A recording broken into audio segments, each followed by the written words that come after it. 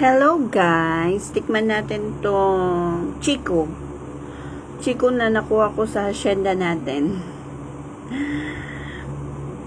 Tinry ko lang kumuha para mapahinog.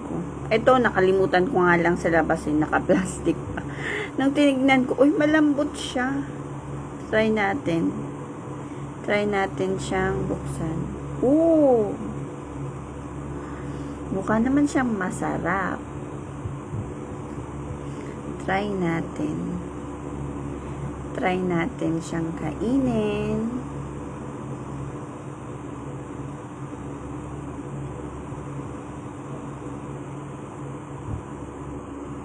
Uy.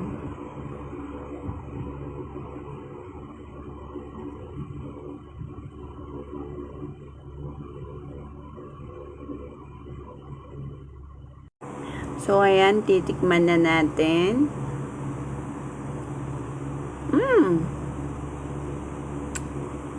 Matamis siya. Masarap.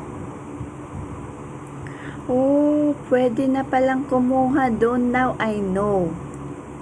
Puntahan natin ulit. Ang daming bunga. Grabe. Madami siyang bunga. Masarap siya, guys. Masarap pala siya. O, diba, libre?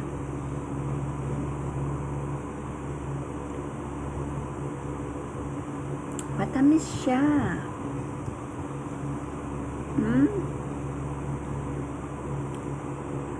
Matamis siya, promise.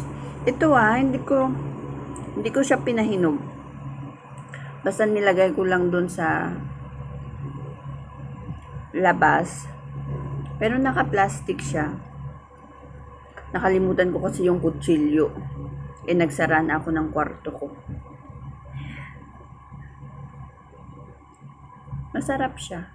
Promise.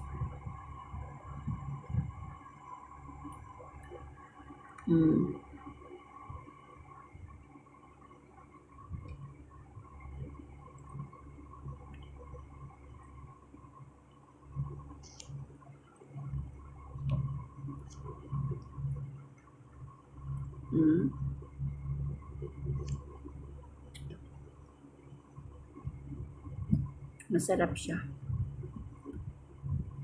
Ito libre lang to. Sa hacienda ko lang makukuha to. Wala nang iba. 4 yung kinuha ko. Oh, diba? Sarap.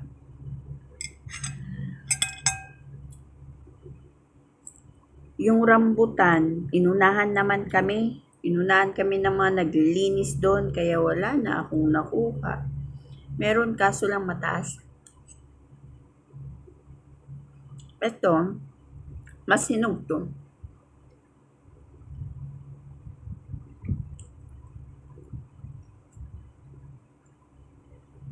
Mas hinog to, kaya mas masarap siya. Akala ko lalaki pa itong mga to kasi ang dami talagang bunga. Hindi ko alam na pwede na pala siyang pitasin.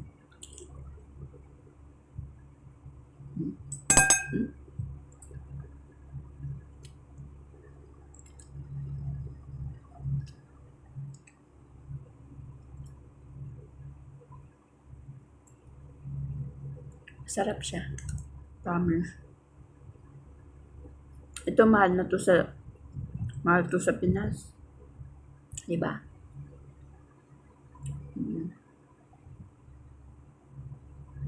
Hindi pa siya masyadong hinog. Ito din. Pero yung dalawa okay naman na. Bye-bye! Thank you sa mga viewers ko, sa mga followers ko. Salamat. Maraming salamat sa hindi pagsawang pagsuporta. Thank you! And follow pa more. God bless po sa lahat.